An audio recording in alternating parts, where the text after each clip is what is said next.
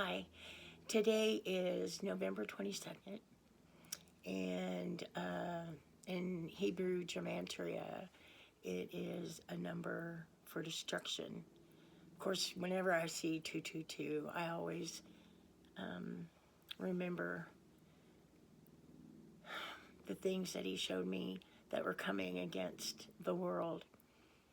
And there is a great distress in our world.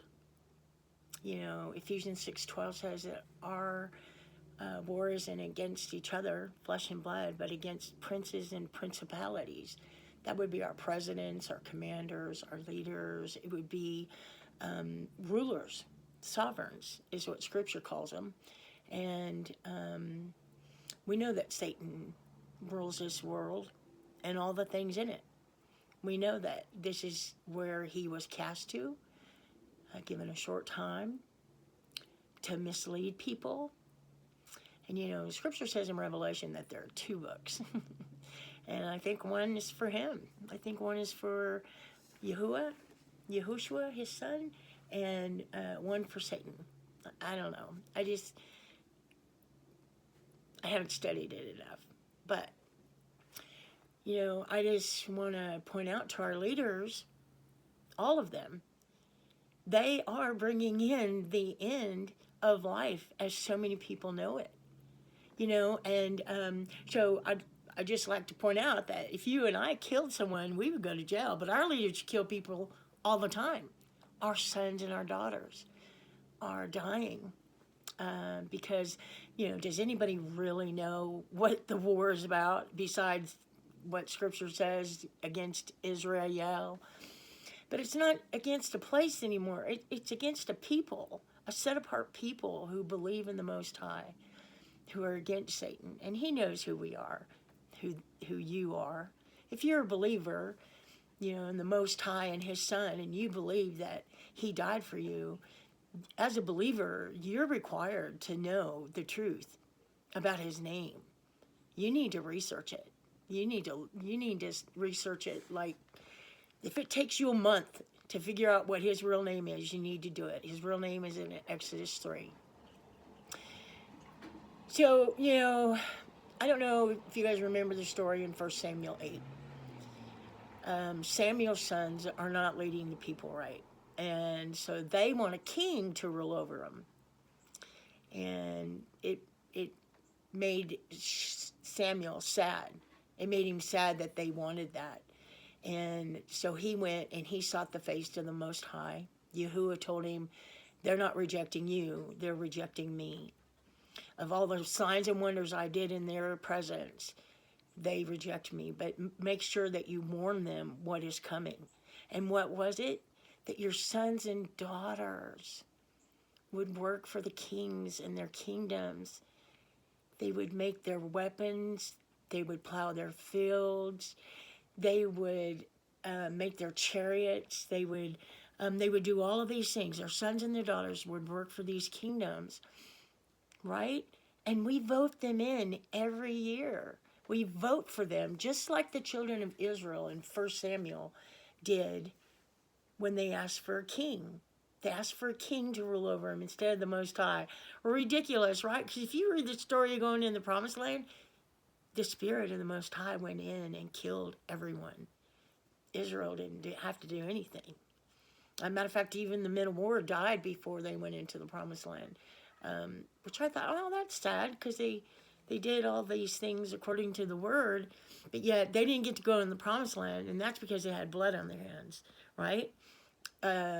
King David was not even allowed to build the temple of the Most High because he had blood on his hands. His son Solomon, he was 7 years old when he reigned.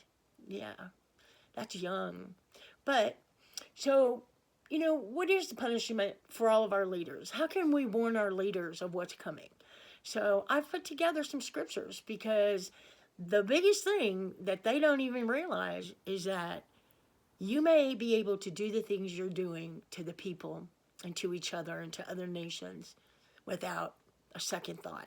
But when you die, Revelations 19:17 through 19 says that a great banquet of Yahuwah is prepared, for the birds of heaven are going to eat the flesh of kings and commanders, the powerful ones, horses and those who sit on them, both free and slave, small and great. That's what's waiting you. The birds of heaven are going to feast on your flesh for the things that you've done against the nations, the people. You know, Yahuwah put you into your places to reign over the people with goodness. You know, the fruit of the Spirit, joy. You know, it's like I can't remember his name, but the king of this country who arrested all the MS-13 members, right, and cleaned up his country, praying and fasting. He doesn't use the right name, which I forget where this is, but anyway, Google it.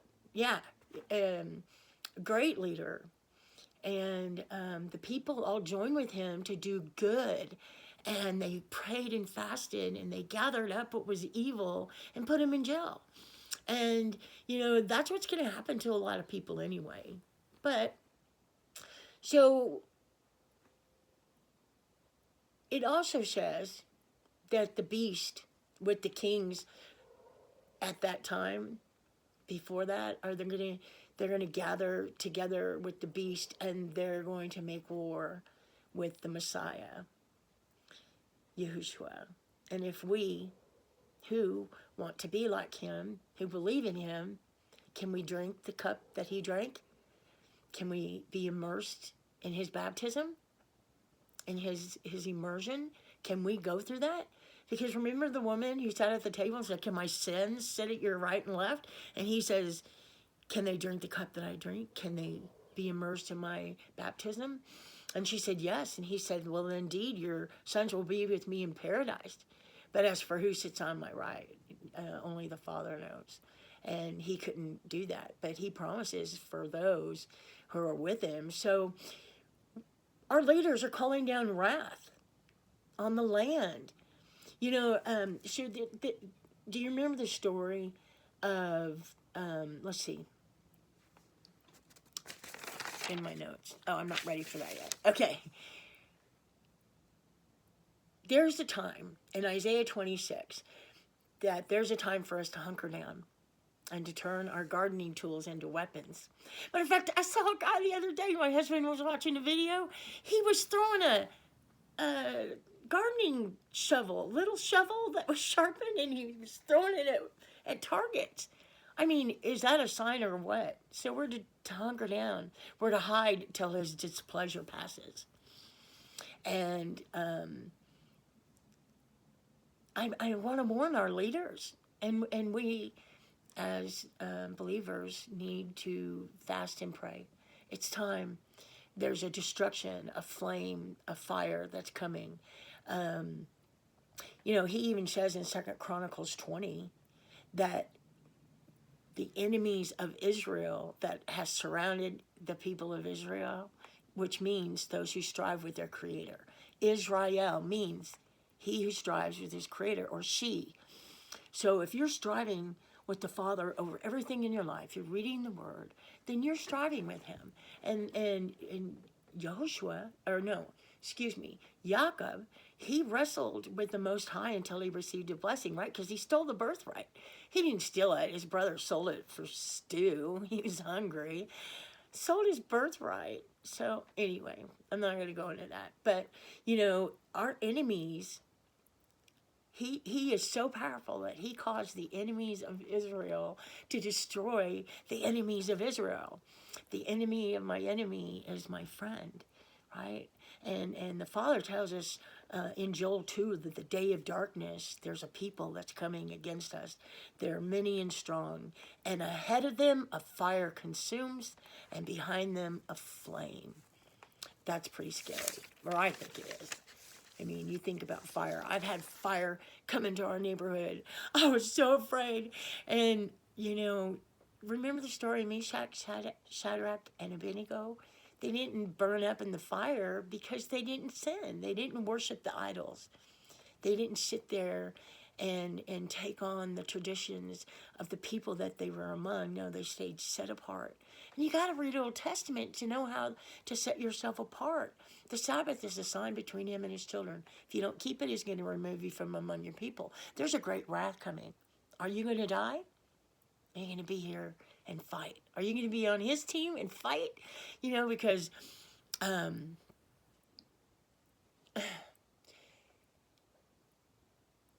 destruction's coming. I don't know how else to say it. We all know that destruction is coming. We all know that President Putin and all the other leaders that are in the Middle East and here among us, our country, you know, because we don't know who's right and wrong. None of us really know who's right. Who do we follow? Who are we praying for? You know, I'm praying to the Father. I don't vote. I don't vote leaders in. Whoever the Father puts in is fine with me. I pray for them. Like, I prayed for Nancy Pelosi for a year because, you know, I was hoping that she would see the truth. She has a lot of power, and anyway, I'm not going to go into that. But I did pray for her. I prayed for all of our leaders. But, you know, we're going to drink the cup of his wrath, his jealousy, which he says is mixed out for the world to drink, right? So read the story in Numbers 5. It's on the cup of jealousy and why we're going to drink it. You know, Messiah, when he died, right? What did he say? I'm thirsty. And he drank that bitter water for us, the cup of jealousy, the cup of the Father's wrath. The Most High put our sin on him. Adultery, cheating with the gods of this world. All the traditions that you celebrate are pagan gods. The calendar, the days of the week, everything is pagan, pagan, pagan. And it all comes from the head of the snake, the Roman Catholic Church, right? Who is the beginning of religion. All religion are high places of worship that worship Satan. I mean, you're calling on Jesus, but it's pronounced Jesus. Ask your Mexican friend. I'm not kidding. He came in his own name. Even the name Lord, and I hate saying these names, but it means Baal. Do your research. You know, don't get on here and say things to me without doing your research, because, you know, it took me a year and for me and my husband to finally commit to the name in Exodus 3. I am that which I am. Aniyah, Asher, Aniyah. I am Asher. Asher is the destroyer. He is the Assyrians today, Iran, Iraq. They are coming against Israel. And in Deuteronomy 33, Yahuwah is driving out the enemy before Asher and tells him to destroy the enemy. So are you an enemy or are you a friend?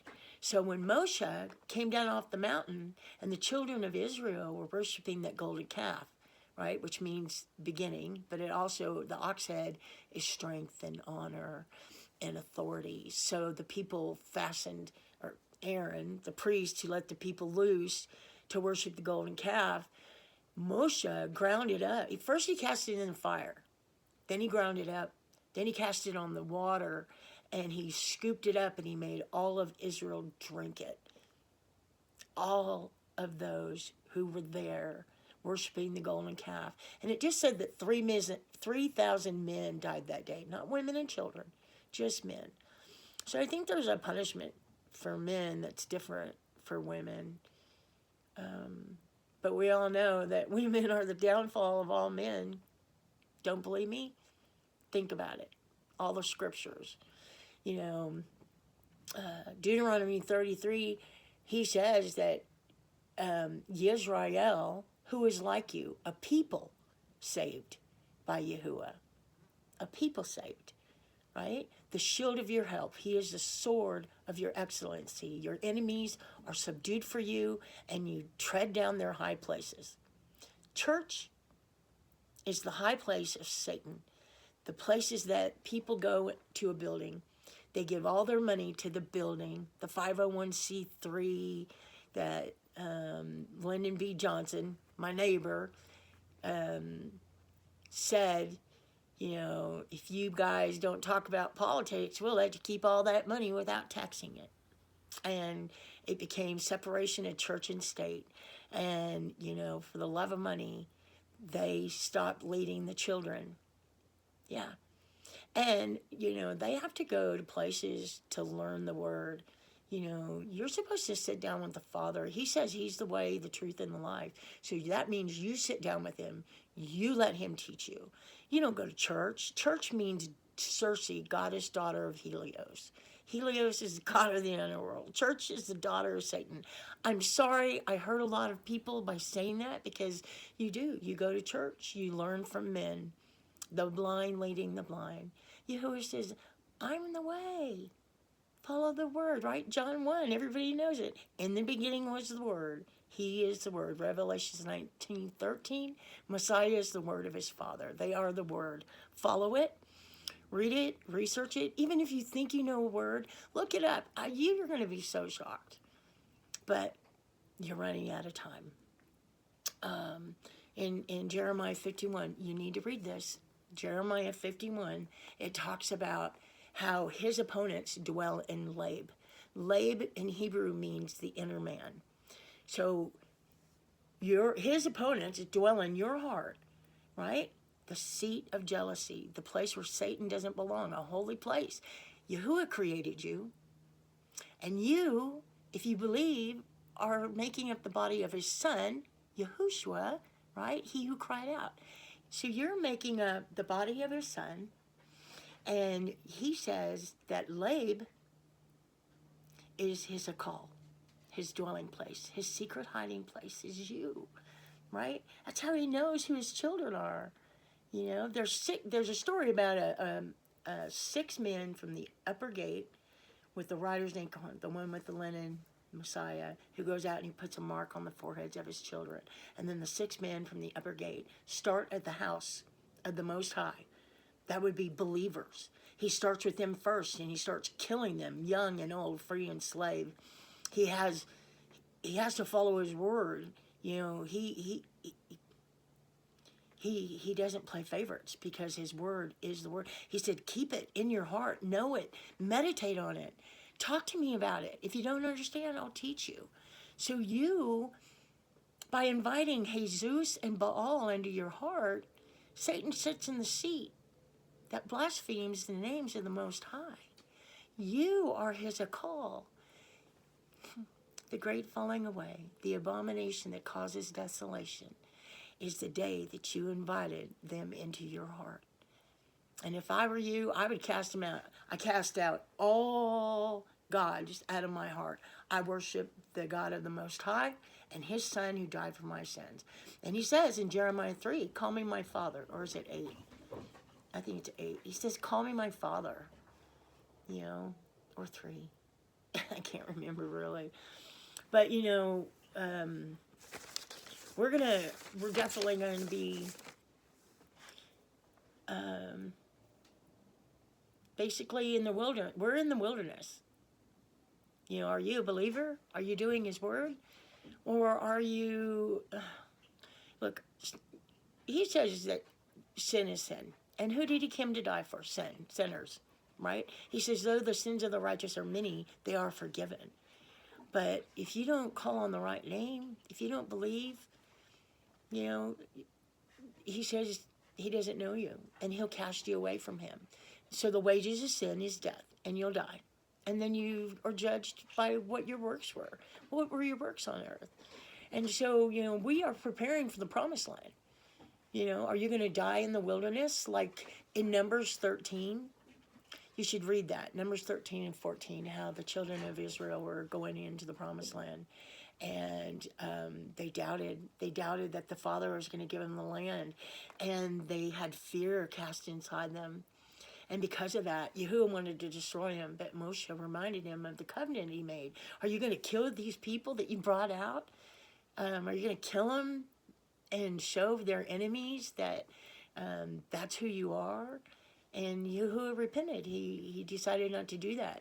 But the people who didn't believe him, they did die in the wilderness. They weren't allowed in the promised land. The only 2 that went into the promised land because they were afraid. They kept like, take us out of here. We're afraid for our children that they're going to be misused or abused. And he said, I'm going to take those children that you feared for into the promised land with Yehoshua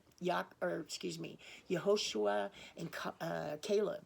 They were the only two that believed. Even Moshe wasn't allowed to, Moshe wasn't allowed to go into the promised land, right? Because he sinned at the waters of Marva, where he hit the rock in anger and yelled at the people because they were grumbling and complaining all the time. Can you imagine leading 1 million people? Which is what our leaders today do, you know? It's sad. It's sad that they want to end life as we all know it. For what? Why? I mean, I don't really know why they're doing what they're doing. But it's hurting the American people. And I'm calling a fast. It's time to get on our knees and pray for our leaders. Because they're the ones who are controlling everything. And I warn you, our leaders, woe to you, he says. And look up the word woe. It means utter destruction. So, but you know what your end is? The birds are going to feast on your flesh because you destroyed the children of the Most High. It's sad, really. But there is punishment. Anyway, pray and fast. Till the next video, thanks for watching.